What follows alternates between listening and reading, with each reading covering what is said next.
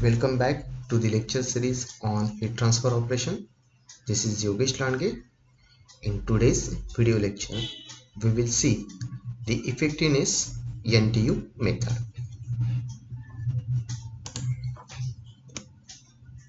Now, what is the effectiveness NTU method and why we are using this NTU method rather than the LMTD? So first we will look about it. So why the NTU method to analyze the exchanger?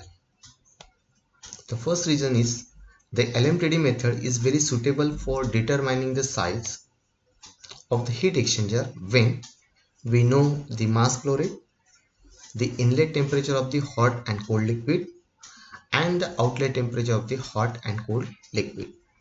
So LMTD method, it can be used if we know the mass flow rate of the hot and cold fluid, or anyone, either the hot or the cold one. Then there should know the inlet and outlet temperature of the hot liquid and inlet and outlet temperature of the cold liquid. Then only we can use this method. So this is one limitation for it. But many times we do not know outlet temperature of the hot and cold liquid. So when you are designing, in that time we don't know what is the outlet temperature of the hot and cold liquid. In that situation, it is difficult for us to use the LMTD method, and for that one we have to assume the different the outlet temperature of the hot fluid and the cold fluid, and for that one we are doing many iterations to get the value on the basis of the trial and error method. So far simplification in calculation, so rather than we are going for the number of iterations, it is better for the simplification of it we are using this NTU method. So this method is based on the dimensionless parameter called the heat transfer effectiveness, which is again notation epsilon. So it is work on the dimensionless parameter which is called the heat transfer effectiveness, that is epsilon. The symbol notation is given epsilon. So the heat exchanger effectiveness is defined. So we are defining the heat exchanger effectiveness, the ratio of actual rate of heat transfer in a given heat exchanger to the maximum possible rate of heat exchanger. So what is the ratio of this effectiveness, heat transfer effectiveness? It is the actual rate of heat transfer in a given heat exchanger to the maximum possible rate of heat exchanger in that exchanger. So let's see with the help of the formula. So it is given the epsilon is the notation of the heat transfer effectiveness, and it is the actual rate of heat transfer to the maximum possible rate of heat transfer. So in the equation form we can write is as the epsilon is equal to the Q actual upon the Q max. The Q stands for the rate of heat transfer. Okay, the another definition we will see, because before we are going to derive the NTU method, we see the different definitions here. So what is the heat capacity rate, which is again noted by C suffix H or C suffix C. So what is that? The combined product of mass flow rate and the specific heat of the fluid into the single quantity. So the heat capacity rate is what? It is the product of mass flow rate of the fluid and the specific heat of the fluid. Okay, so we can note it as C suffix H, which is called the heat capacity rate, is equals to the what? MH. M suffix H, mass flow rate of the hot fluid. Cp suffix H, it is the specific heat of the hot fluid, and C suffix C stands for the is equals to the M suffix C into Cp suffix C. What is that? Mass flow rate of the cold liquid and the specific heat of the cold liquid. Okay, so it is the heat capacity rate. We say that it is the product of mass flow rate into the specific heat of the fluid. Another term that is used here, the actual rate of heat transfer in the heat exchanger can be determined from the energy balance on the hot or the cold fluid, and it can be expressed as, so we get the actual rate of heat transfer. Now how we calculate the actual rate of heat transfer in the exchanger? Because we know that the effectiveness is what? It is the actual upon the maximum rate of heat transfer. So how we calculate the actual one? We calculate the actual with the help of these formulas. So Q is equals to the C suffix C. Now C suffix C is what? It is the heat capacity rate. It is the product of mass flow rate into the specific heat. T suffix C O. C stands for the cold liquid fluid and O stands for the outlet. Here also the C is the cold fluid and I stands for it is the inlet. So I and O is the inlet and outlets and H is for the hot fluid. That is the notation. So we say that Q is equals to what? Actual C suffix C into TCO. It means the outlet temperature of the cold liquid minus the inlet temperature of the cold liquid, or it is C suffix H, the heat capacity rate of the hot fluid, in bracket inlet temperature of the hot fluid minus outlet temperature of the hot fluid. So we either calculate on the basis of this one if we know the quantity, or we know this one, then we can calculate on this one. And obviously we know the one of the temperature of it. So we say that the heat capacity rate of the cold and hot fluids are, so we say this is what C suffix C and C suffix H is what M suffix C suffix CPC. So it is the heat capacity rate. Okay, already we know the definition of it. Now how we calculate the maximum possible heat transfer rate in an exchanger? How could we know what is the maximum heat transfer rate? Then look at the formula. So formula is what? The Q is equal to general formula to finding the heat transfer rate. It is Q is equal to mHCpH into the delta T. It is what? Mass flow rate of the hot liquid, specific heat of the hot liquid into the temperature difference. So here we see what is the maximum. It is what? C minimum. Now what is C minimum? Stands for the heat capacity rate. C stands for the heat capacity rate. Okay, into the delta T max.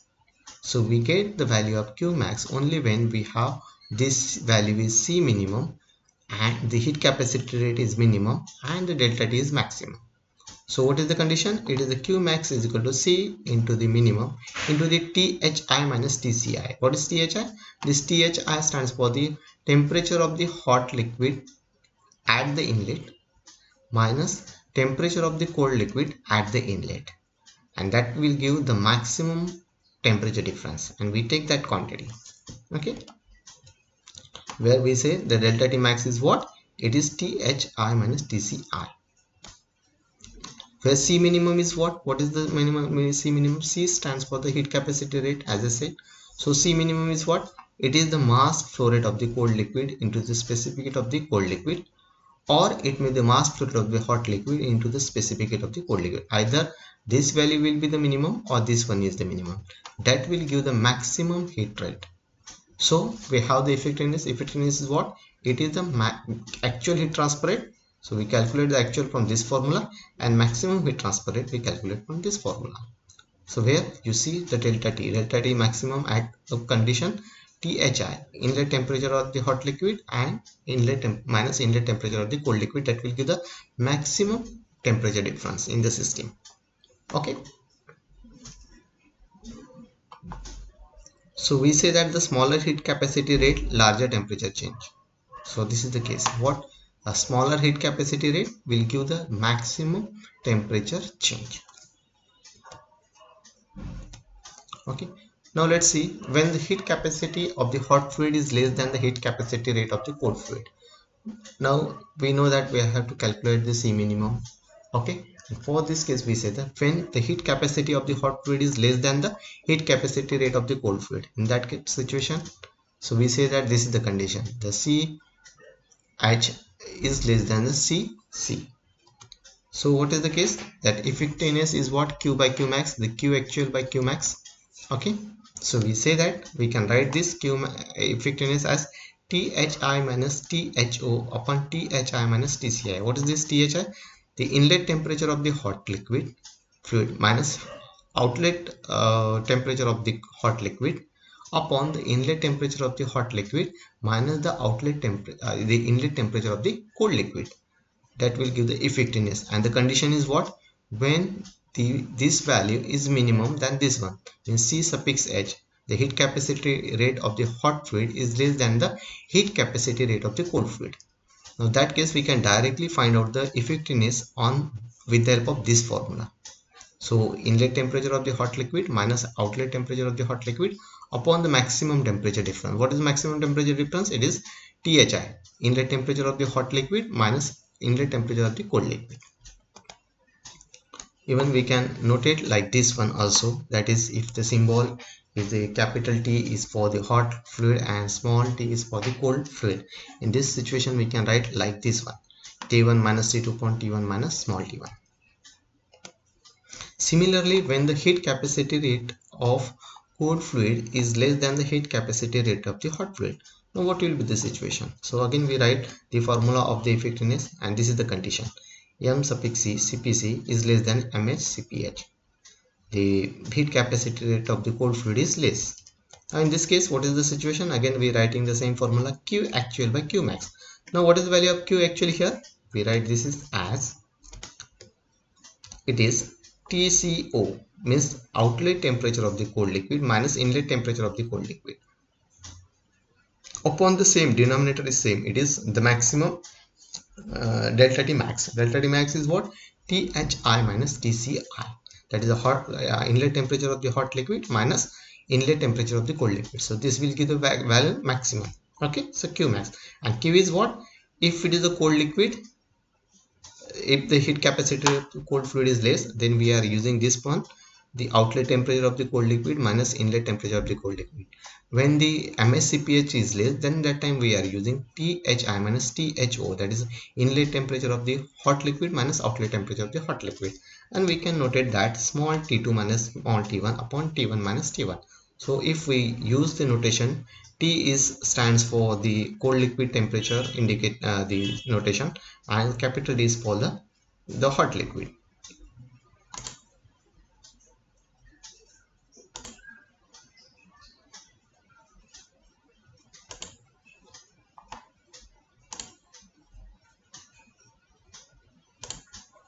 Okay, so if we want to find the effectiveness when the heat capacity of the hot fluid is used is less than the heat capacity of the cold fluid, then we are using this formula directly to find the effectiveness.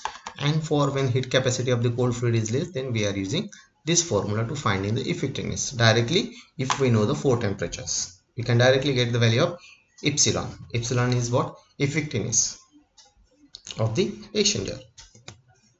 Now another definition in this one, it is the capacity ratio. Now what is meant by capacity ratio?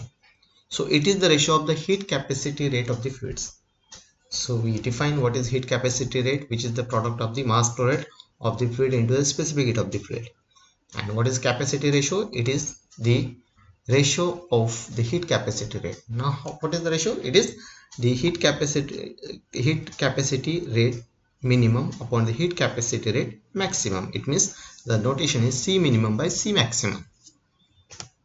Okay, now another term is here, it is the number of transfer unit, that is NTU. NTU stands for the number of transfer unit. Now what is this NTU? So it is the dimensionless number and it is measure of the heat transfer surface area of the exchanger. So we use this NTU to measure the what is the surface area of the exchanger on which the heat transfer takes place. So we can write NTU is U up into the A upon C minimum. U stands for the overall heat transfer coefficient, A suffix S stands for the surface area of the heat transfer, and C minimum the heat capacity rate, minimum heat capacity rate. Okay, so this is all about the effectiveness NTU method. Thank you very much for watching this video.